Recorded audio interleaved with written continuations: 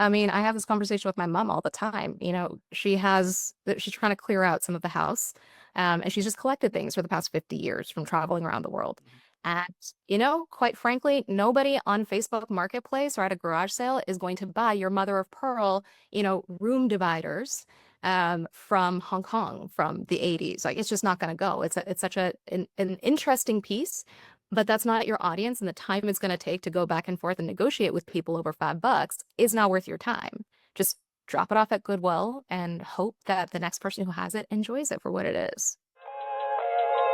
Welcome to Hacking Your ADHD. I'm your host, William Kerb, and I have ADHD. On this podcast, I dig into the tools, tactics, and best practices to help you work with your ADHD brain. Hey team, this week I'm talking with Rita Ramakrishnan, a seasoned strategic executive and leadership coach with over 15 years of experience. Diagnosed with both ADHD and autism during her undergrad years, Rita reframed what could have been limitations into strengths and now looks to uplift other neurodivergent women in leadership roles.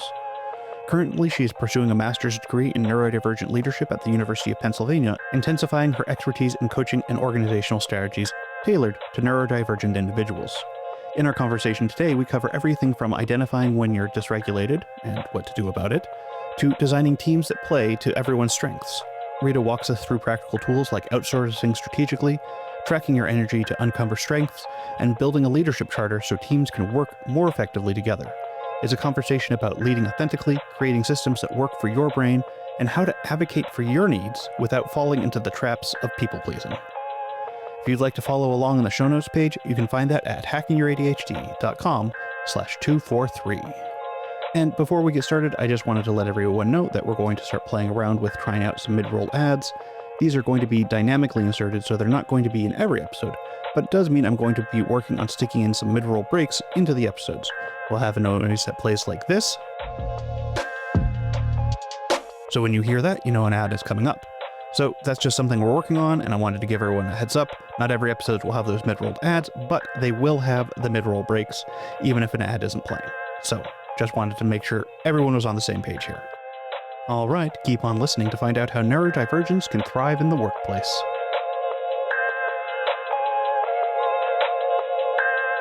Well, I'm so glad that you're here with me today, and we're going to be talking about neurodivergent leadership in a little bit. But first, I thought it'd be great if we could just start to hear a little bit about your ADHD story, your journey, and how you kind of got here. Sure. First of all, thanks so much for having me. So my ADHD story was probably very similar, very familiar to a lot of folks. I was diagnosed a little bit later. So I was actually diagnosed in second year university at the University of Waterloo. And it was one of those things where when the doctor actually raised it, they raised it as well, how long have you known you've had ADHD? And for me, I was like, what are you saying? Say more. Like, what do you mean I have ADHD? And so it kind of came as a surprise, but the moment they started talking a little bit about what it was, what it meant, it was very quick for me to sort of triangulate what my experiences were, not just in that moment as a university student, but it helped me make sense of a lot of the behaviors and challenges I had growing up. And I think that happens a lot for folks, right? I think particularly for women, there's a whole generation of us that kind of flew under the radar because the diagnostic criteria for so long was based on observed behaviors in young boys that, everyone was used to the hyperactive components of ADHD and they were looking out for those versus the inattentive. And so, hearing the words, hearing the language, hearing the behaviors helped me make sense of many, many years of challenge. And since then, it's been, not just making sense of it for myself, but thinking through not just the challenges and how to make those easier, but what are the unique strengths and gifts that are coming with my ADHD that we can harness and use as an advantage. Yeah, I think that's just such a common story for people where they're just like, oh, I had no idea. Like people around them were like, oh yeah, it's obvious that you have ADHD, but the person themselves are like, but I had no idea. Like isn't this how everyone's brain works? Yeah, exactly. Or, even recognizing, I think I always knew that I was a little bit different. Mhm. We struggled at things that my two older sisters found really easy. And so I never really had a way to make sense of that. But then the moment you hear that there's actually something associated with it, there's a reason for it, my brain operates a little bit differently. There's that sense of, oh, holy cannoli, but there's also a moment of relief because you recognize there are other people in the foxhole with you. And so it stops this like lonely feeling of being the one off, the square peg in the round hole, and says, okay, there's a whole community of us that experience the world a little bit differently. And so what does it mean for us? Yeah, absolutely. Because I know with my diagnosis, yeah, like look back on, because I was diagnosed in my 20s, and yeah, when I was looked back to my youth, I was like, oh, that makes so much sense for so many things, and it does just it informs so many aspects of my life that I didn't. I'm still finding ways where I'm like, oh yeah, that's because of ADHD, and it's sometimes I'm like, what parts of my personality aren't affected? I'm like, well, clearly everything in my life is going to be at least somewhat affected by my ADHD. It's not like there's a little part of my brain that's fenced off that's we're not going to hear about. Yeah, exactly. It's an integrated part of you. And it's great and it's big and it's beautiful. And there's a lot that comes with it. But coming to terms with that is always a little bit of a journey for everyone. Yeah. And I do think it's also, I love the point you're making too about looking at where your strengths come to from that because there are, well, I don't like subscribing to the idea of like ADHD being a superpower or anything. I do think, yeah, it comes with strengths and weaknesses. It's just like anybody else has strengths and weaknesses. It's just ours are informed by this condition. Yeah. And for me, I like taking that strengths-based approach. Whether or not you want to call it a superpower, there are, when we think about ADHD or really any kind of neurodivergence, it's about information processing, right? So when I think about the inputs that I take in, those might look a little bit different from the average person. I might notice things a little bit differently. I might process them differently internally, and then the outputs are going to look a little bit different potentially as well. And so for better or for worse, that can be a strength that's harnessed, right? I know there's skill clusters associated with ADHD around pattern recognition, information processing speed, creativity, alternative solutioning. There's a lot that I would say are truly gifts. And, when harnessed correctly, they can be your strategic advantage, whether in the workplace or in life. And of course, there are going to be the challenges as well. But the work that we need to figure out when we're dealing with leaders in the workplace is how can you harness those strengths and then how can you address the challenges so that you can operate with a level of ease, right? You can be naturally yourself. Yeah, it's so easy to get caught up on where we have the deficits that it can be hard to see where it's like, oh, well, I am good at these things. And I know I have personally have sometimes trouble with being good at something. Well, I mean, well, that means that thing's not hard and it's not worthwhile. And it's like, well, no, it's easy because I'm really good at it. Exactly. Exactly. We have those natural inclinations. Our bodies and our brains just process things a little bit differently. And sometimes you happen into a space or a body of work and it just comes naturally. And, everyone has that. Everyone has those things that they're naturally gifted at. For us, it just looks a little bit different sometimes. Yeah. And it's always funny too when I like run into people that have like massively different strengths than me. And I'm just like, how are you so good at that? I could never do these like certain tests and they're like, oh yeah, this is just, like I don't do math particularly well, but I have like friends that are just like I play these board games with and they're like just doing these like really complex equations in their heads. And I'm like, well, I'm going to leave that to you and trust that you got that right because there's no way I'm going to be able to figure that out. Yeah, exactly. You can always play to your strengths and you can always sort of figure out. I think there's something really beautiful about encountering someone and being like, all these things that you're fantastic at, I'm deeply terrible. And so I'm glad I have you around. We can balance each other out. Hmm. Yeah, it also reminds me of like when I used to play sports and stuff. I specifically played a lot of ultimate frisbee, and you have people that are really good at running and people really good at throwing the disc. And combining those is how you get a team that works together really well. And it's not just about your individual skills. Which I think a lot of people focus too much on what they can do, not what they can do with the people around them. Exactly. Exactly. And to me, this is one of those fundamental aspects of team design that we really need to be intentional about these days, right? I think the most effective leaders are the ones that hire for their deficits. They look around, they say, these are the areas where I'm not great at, or these are some fixed beliefs that I know I hold. So let me bring diversity of thought in. Let me bring a diversity of skills in so that we can harmonize together as a unit, we can sort of solve for each other's definites, and we can sort of create a group that can functionally address a whole multitude of issues and challenges in the workplace. Yeah. And it makes so much sense to think about it that way because, like, as a society, there's very few instances where it's just us against the world. It's usually the community against whatever we need to solve. And we do want to be putting people in their the best place for them to thrive, including ourselves, which, again, something I'm still learning to do. I think we all are. I think that's part of the journey, right? Regardless of whether or not you have ADHD, that concept of thriving. And especially today, given all the complexity around us, I think we constantly have to think about it and say, what does it mean for us to thrive? What will it feel like? What will it look like? And how do we get there? Hmm.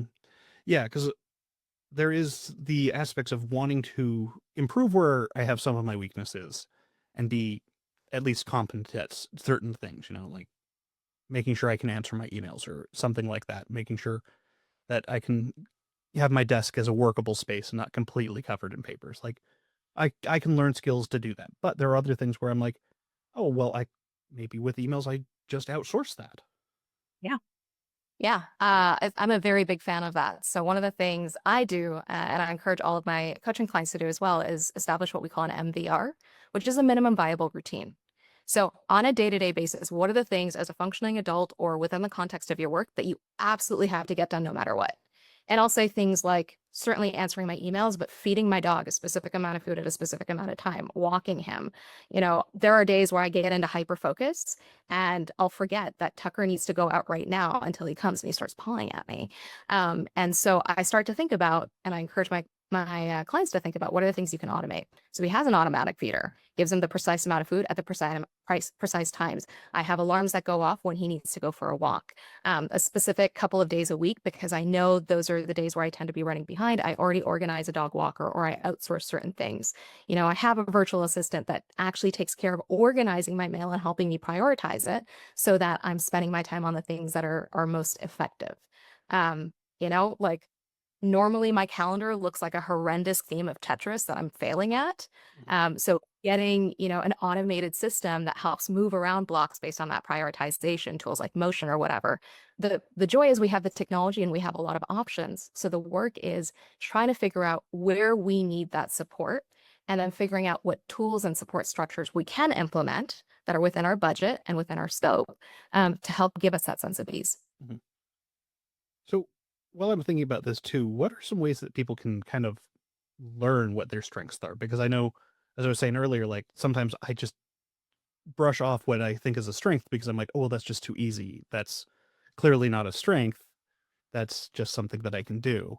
When and so it's hard to be like reflect and be like, oh, this is what something I'm actually good at. It's because it's just so much easier to know to focus on the bad side of things. Yeah, so I would say establishing a deep reflection practice is really important. And I would always recommend starting with energy management. So on a weekly basis, start to track just conversations that you walk away and you feel incredibly energized, or bodies of work that you jump into and you love the work product, you love the work. Anytime that you feel that mood, that energy boost moving up, start tracking those things down and then start to evaluate the things that are depleting. So I think that's a really great starting point for you to start evaluating what about these activities give me that boost? Is it the types of people I engage with? Is it the types of conversations or the content? Or, when we think about bodies of work, like certain types of puzzles, certain types of problem solving really get me revved up because it uses a side of my brain that's associated with pattern recognition, which is one of my core strengths. And so being able to understand, your body knows, your body is a data engine and it's constantly giving you signals. And so I think as someone with ADHD or someone who's neurodivergent in any way, navigating somatic awareness and being able to be in tune with your body and say, when I'm energized, I can feel this like tingling in my fingers and I can feel myself smile. I can feel some energy in my stomach, in my chest. I'm talking faster, I'm typing faster, recognizing those signs in yourself and then catching those moments and saying, what is my body telling me about what I'm doing right now? And then those moments of depletion, taking stock of those and saying, why is this so depleting for me? Why is this de-energizing? What about this task was most frustrating? If I were to address that one little irksome bit. For me, it's certain types of organization, organizing information in specific ways. If I can find an alternative solution for that, is it still an arduous task for me? Or am I still strong at it as just one component? So that reflective piece, I think, is the most important. Yeah. And I just to add on there too, just to when we're doing that reflective piece, staying out of our own judgment there, because I get it's so easy to fall into that habit of being like, oh, why was that bad? Because I can't do anything. I'm like, well, that's not helpful. It does like mentally feel good in a terrible way, but it because it's like this is an easy answer. I don't have to think about it. It's like, no, let's try and move beyond like we know it's not just because I'm bad at it. There's a component that I'm bad at. What is that? Yeah, exactly. And get curious about yourself. That's half the battle, right? Is, see if you can look at yourself from a bird's eye view as a third person and look at all of the pieces. It's basically moving from the dance floor to the balcony and looking at yourself, and studying yourself and saying, what are the things around me? What am I not observing that I could be observing? Asking yourself questions. What is this feeling? What is this like? This is really hard for me. Why is it hard for me? Is it easier for other people? What makes it easy for other people? And asking those questions. Approach yourself with a level of kindness. Don't assume you're bad at something. And if you're not great at something, add the word yet. I'm not great at this yet, but do I want to be? Could this be something that would be energizing if one or two things were adjusted about it? Give yourself that gift. Yeah, this is also making me think some of the some like CBT strategies here too of like questioning things that you're like especially with the black and white thinking you might have around many of these things that you have deficits in, where you're like, well, I can never get organized. And it's like, well, can I think of any instances in my life where I was organized and like, how did that happen? It's like, well, okay, on smaller scales, yes, sure, there's been places where I've been really organized. And so, like, okay, so how can I move more in the direction of having smaller scale things rather than having to focus on this macro organization that I'm not great at and maybe I need to learn a few new things about?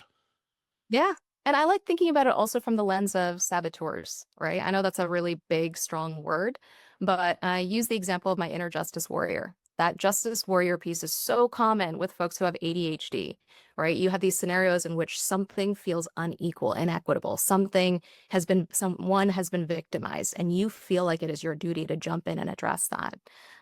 Sometimes that can get me in trouble.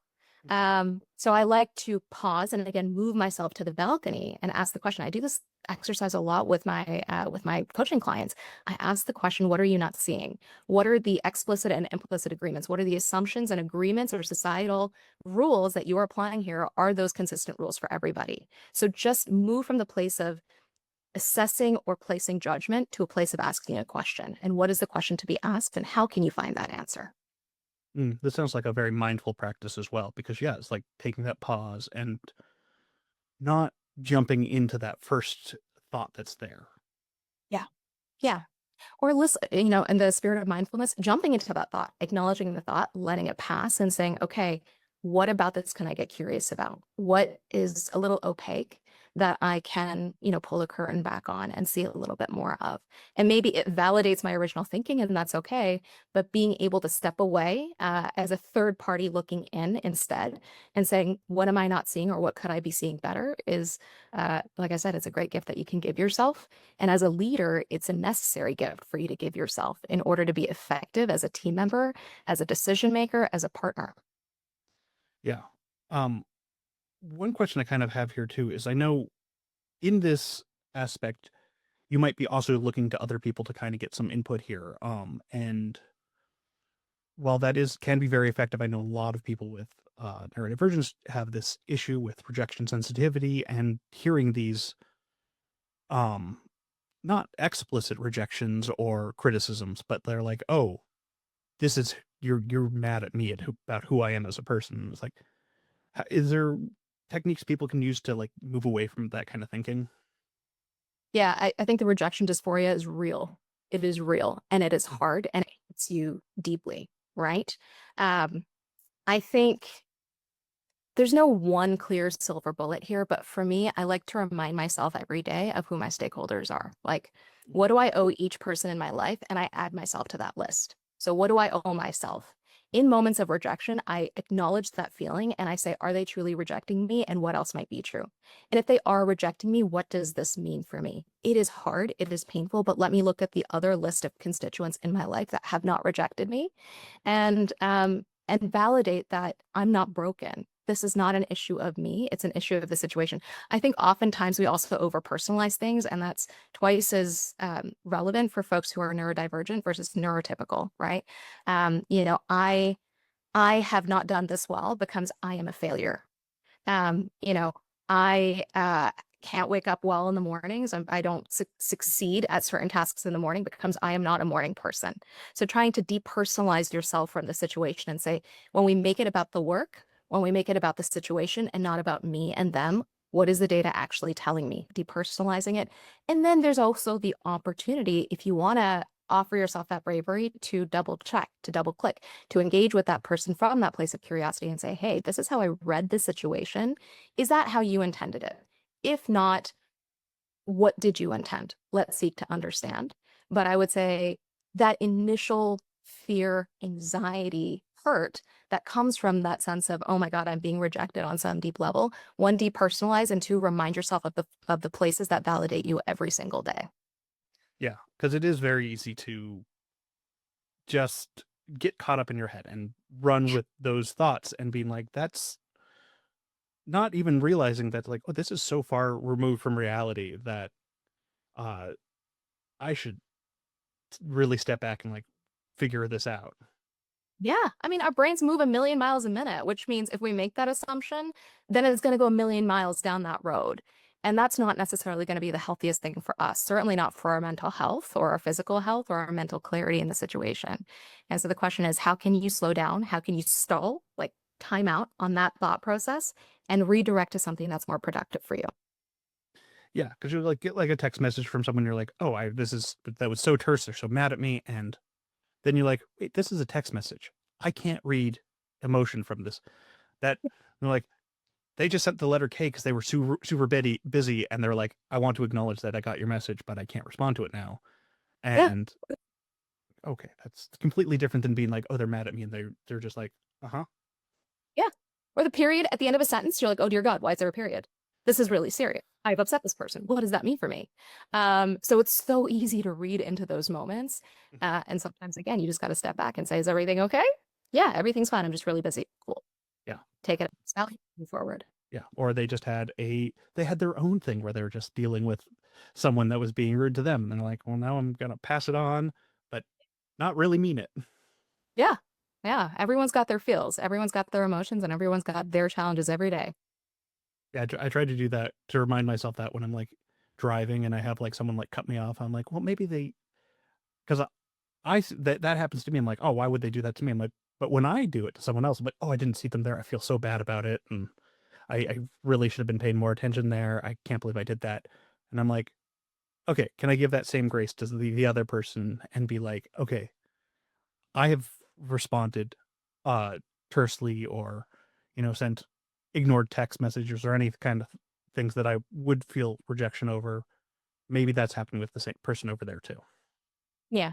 And I think one of the gifts that we have with our ADHD is because we have this oversensitivity around some of our actions and the consequences, we can be extra aware of how our actions influence other people. So like, dealing with someone that's really frustrating at an airline because I'm stuck at the airport, my flight's been canceled, and I'm trying desperately on the phone to sort of navigate what my options are. And there are no options. The airline is saying you have no options and you are stuck in this new city.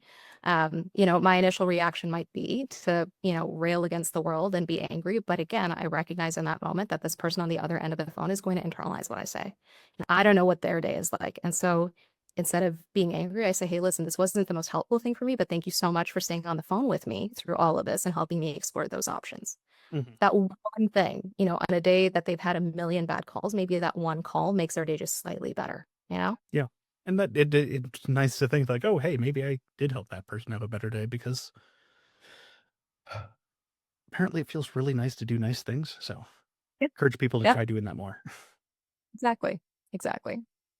Um, so I want to pull us back more into this idea of neurodivergent leadership. And one of the things that I've noticed for the leadership roles that I've been in is that oftentimes I have not wanted to be in the leadership position, but it has been uh, either a situation where like often so not someone I want to like I'm like I have a vision of how this should be going and it's not going that way, so I have to step up to try and make this happen. And I imagine that that kind of idea happens for a lot of people where they're like, oh well, no one else is doing this, and with a lot how our brains work with neurodivergence, we're like, yeah, we have this sense of like how things should be, and when they're not that way, we kind of be like, well, that's how we're going to make it happen. Yeah. So I work with a lot of founders, like startup founders, right? And many of them have this really compelling personal story. That's why they started their company. It's a problem that they see and they want to solve. And so they build upon this idea, and people have glommed on and said, yes, that is a real problem. Um, and when you're a teeny tiny startup and you're developing your proof of concept, that's one thing. You can sort of operate in the way that you want. You can design for the systems that you see, the picture that you see in the future that you want. But then people start giving you money, right? You get venture funding and now you have to scale. And that means you have to think about their vision too and what they want for your company. And then you start hiring other leaders around you and hiring other people around you. And now you owe something to every single one of them. And their visions matter too. So this idea that you have, this fixed idea of this is the thing that we're going to do, this is how we're going to do it, and this is the outcome, starts to feel a little bit more murky because there are so many other perspectives on how you get there and whether that's the right milestone or whether there are other milestones you need to hit. There's new data coming in. And so I would say it's a really big challenge. It can be a really frustrating challenge. And I would say the word that comes to mind is discombobulating, right? So one of the biggest challenges we have as neurodivergent folks is regulation, self-regulation. Mhm. And, we make bad decisions and we hurt ourselves when we're dysregulated.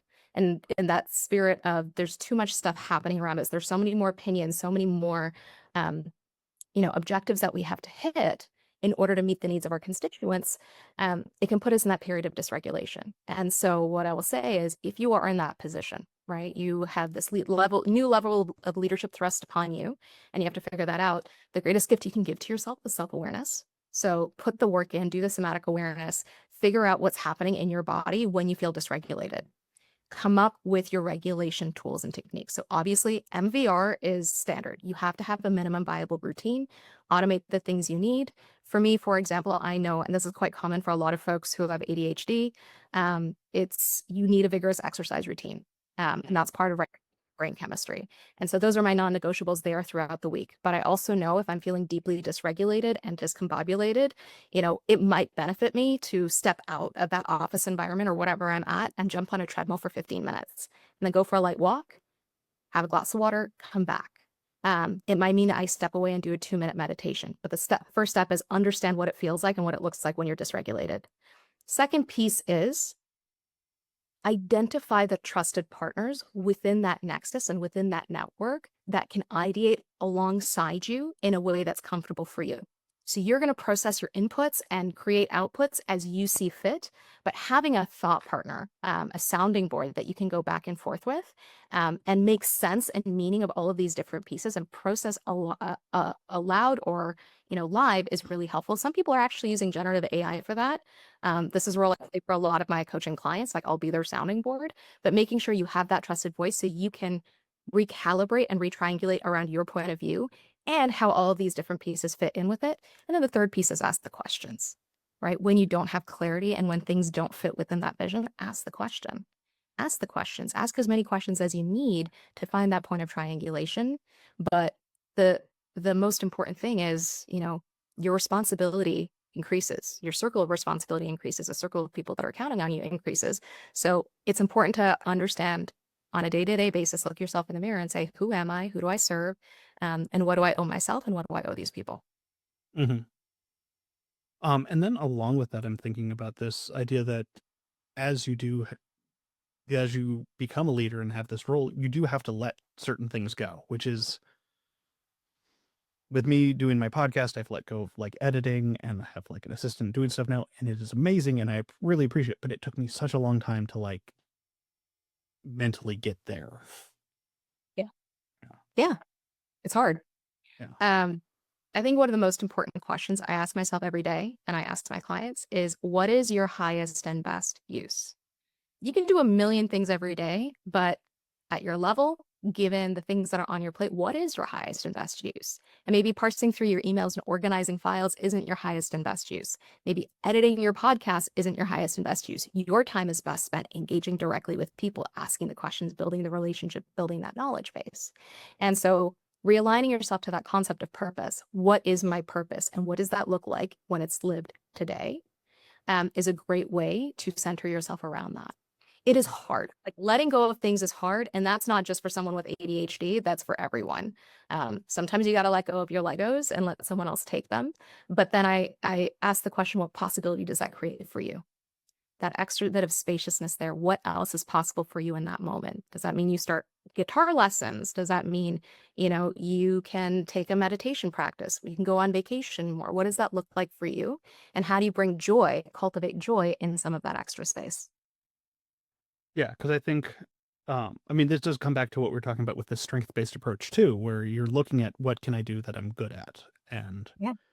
what can I let go of that I'm not good at, because that's ideally what you want to do, and not, uh, or at least maybe even not from those terms, but like what can I let go of that I don't want to do, but that I and how can I still do the things I want to do? Because sometimes that's not always aligned completely with strengths and weaknesses. Yeah. And you know what? Maybe it's not even just fully letting go. It's where might I apply some scaffolding, some additional support? Where might I invite some support in, or some tools in to automate or take on components of things that either I'm not great at or honestly is just not a good use of my time. Like it's cheaper when I think about what an hour of my time is worth, it's way cheaper for someone else at a cheaper rate to be able to take that work on, even if I love it, even if I'm great at it. It's not necessarily aligned with my highest and best use today. Yeah. Just we had a neighborhood garage sale just a couple weeks ago, and I was just thinking about that when I was like standing outside with this the stuff we were like trying to get rid of and sell, and I'm like, I've made $15 in the last 3 hours selling things here. This does not feel like the best use of my time. Uh my really what I want to do is get rid of this stuff. And so, like a little while later, my wife came by, we discussed, and we're like, you know what? Everything else is free. And by the end of the weekend, it was all gone. And that was the biggest goal. And I'm like, that was so much better for my use of time than trying to be like, well, I could make a little bit more money this way. Yeah. I mean, I have this conversation with my mom all the time. She's trying to clear out some of the house. And she's just collected things for the past 50 years from traveling around the world. And, quite frankly, nobody on Facebook Marketplace or at a garage sale is going to buy your mother of pearl, room dividers from Hong Kong from the 80s. Like it's just not going to go. It's such an interesting piece, but that's not your audience, and the time it's going to take to go back and forth and negotiate with people over $5 is not worth your time. Just drop it off at Goodwill and hope that the next person who has it enjoys it for what it is. Yeah. And yeah, yeah, being like, okay, how can I just let go of this? And yeah, there's that emotional attachment to the idea of like, oh, I always find that the funniest thing with like doing garage sales, and being out of the ones where it's like the emotional attachment people have for these objects where I'm like, yeah, but I don't have that attachment to it. So that changes its worth quite a bit for me. Yeah. Honestly, the best way like I'm a big Marie Kondo fan, like does it spark joy? But the best way to assess that is to have someone in your life that has no emotional attachment to any of your things come and just be ruthless with you. Like this thing that you have attachment to, help me understand that attachment. Like actually, no, that's fairly worthless. Just get rid of it. I love inviting my sister over and I love doing this for other people because it's just so much easier to evaluate something when you can separate that emotion aware when you have someone else who's asking that question for you. Yeah.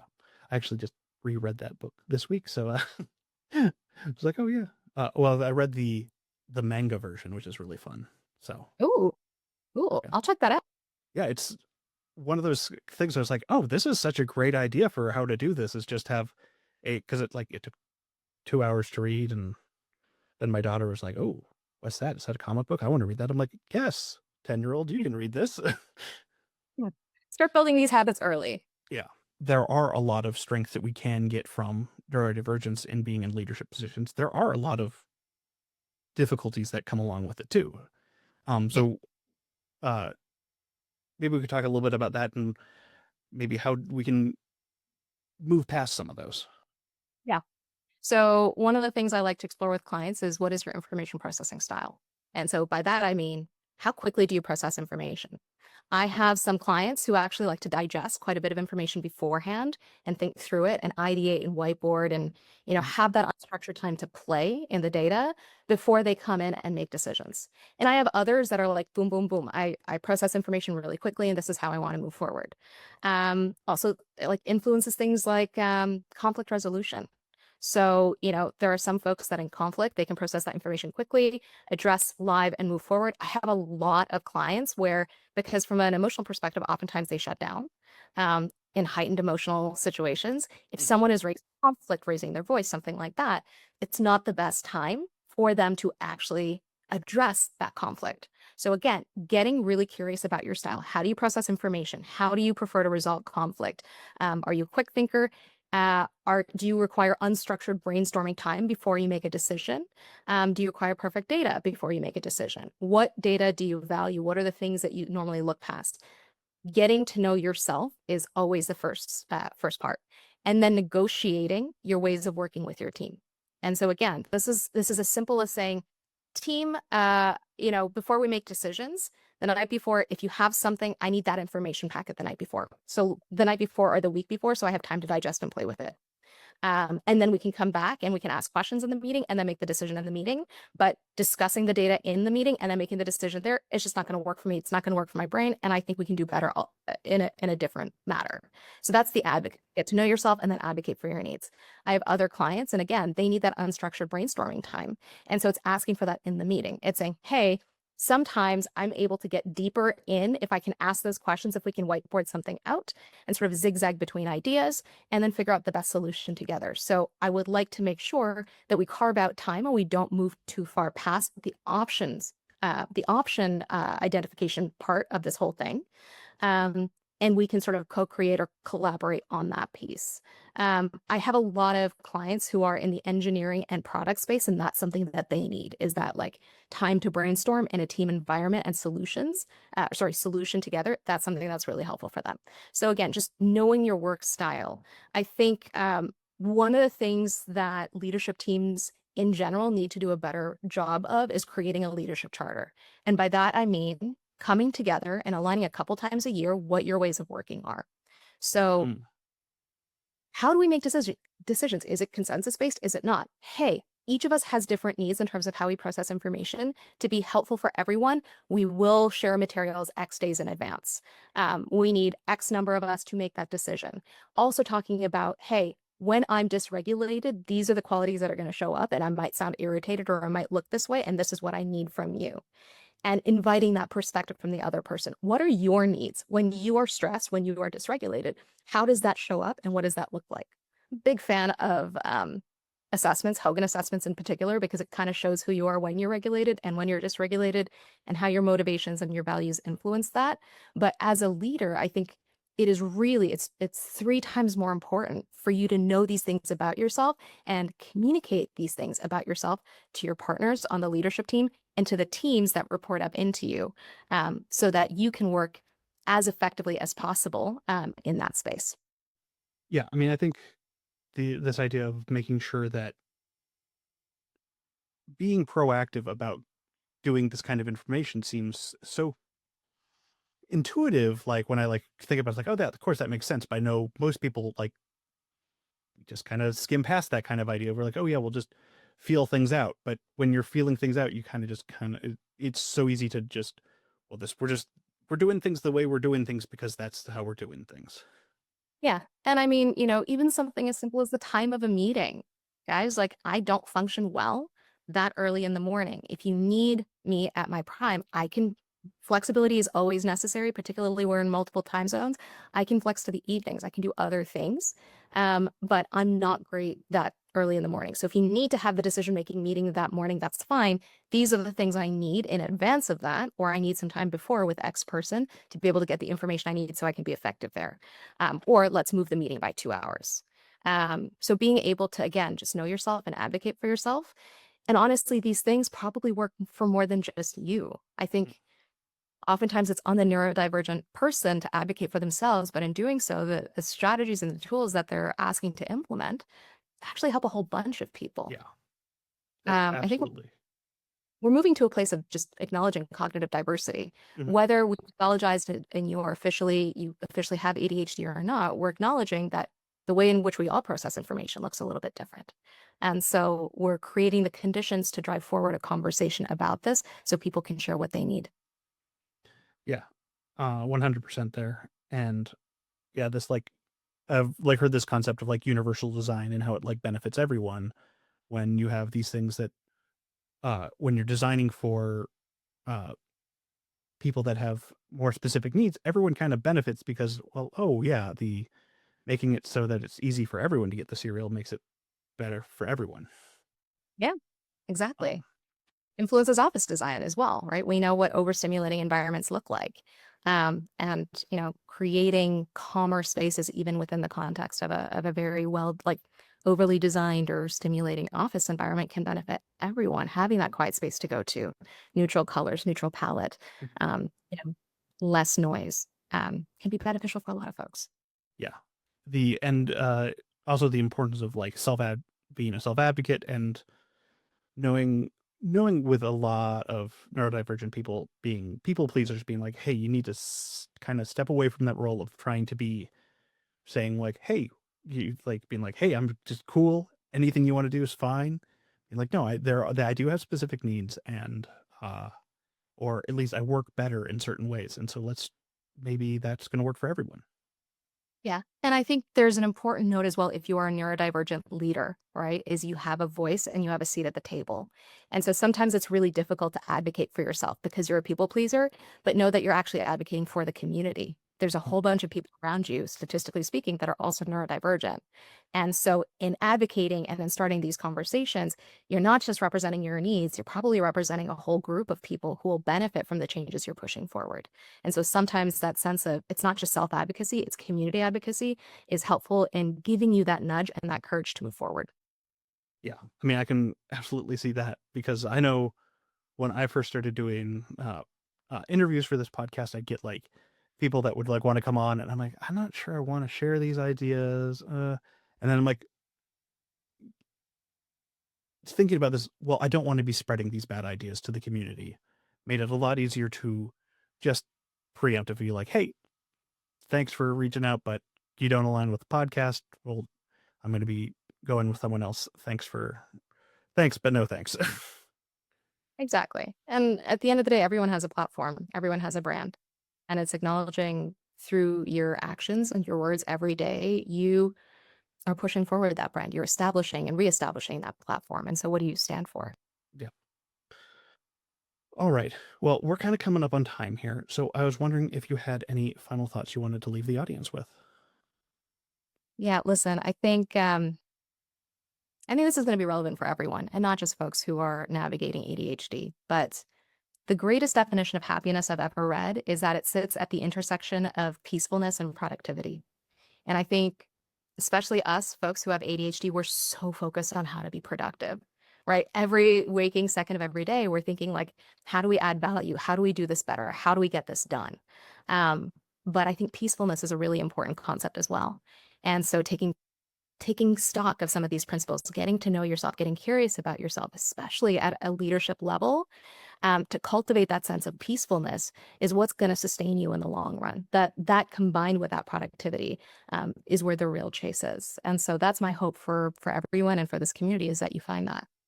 Awesome. All right. And if people want to find out more about you and what you do, where should they go? Sure. It's www.iksana.com. It's IKSANA. All right. I'll keep that in the show notes so people can get to that real easily. Thank you so much for coming on the show and sharing all this. I really appreciate it. Thanks so much. I really appreciate it. Thanks again for Rita for coming on the show, and thank you for sticking with us all the way to the end. Before you go, though, let's do a quick rundown of today's top tips. 1.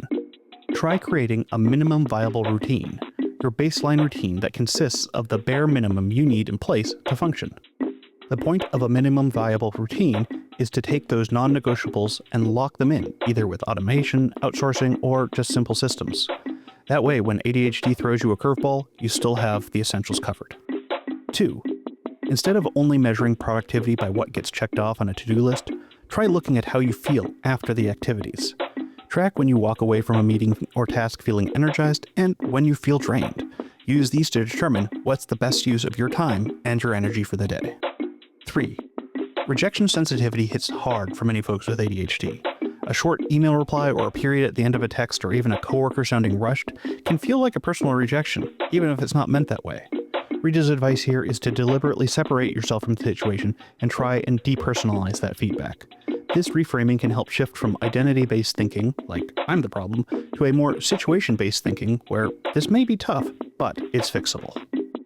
All right, that's it. Thanks for listening. I'd love to hear what you thought of this episode. Feel free to connect with me over at hackingYourADHD.com/contact. And if you'd like links or to read this episode's transcript, you can go to the show notes page at hackingYourADHD.com/243. And if you'd like even more Hacking Your ADHD, be sure to sign up for my newsletter, Any and All Distractions, which comes out every other week. In it, I give out my best distractions of the week, be they what I'm reading, what I'm playing, or what I'm watching. I also try to give a few bits of actionable advice in each newsletter, although your mileage is probably going to vary there. If that sounds like something you're interested in, head on over to hackingYourADHD.com/newsletter to sign up. And I also want to make sure you know about the Hacking Your ADHD Patreon that you can find at hackingYourADHD.com/Patreon. It's a pay what you want model, meaning that every level of the Patreon will receive all the same stuff and give you access to the Hacking Your ADHD Discord. So if that's something you want to check out for either the Discord or the Patreon, head on over to hackingYourADHD.com/Patreon. And don't forget to subscribe to our YouTube channel, which you can find at youtube.com/@hackingYourADHD.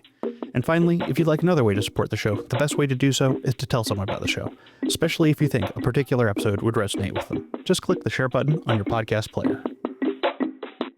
And now for your moment of dad. What's a dad's favorite thing to make for breakfast? Pun cakes.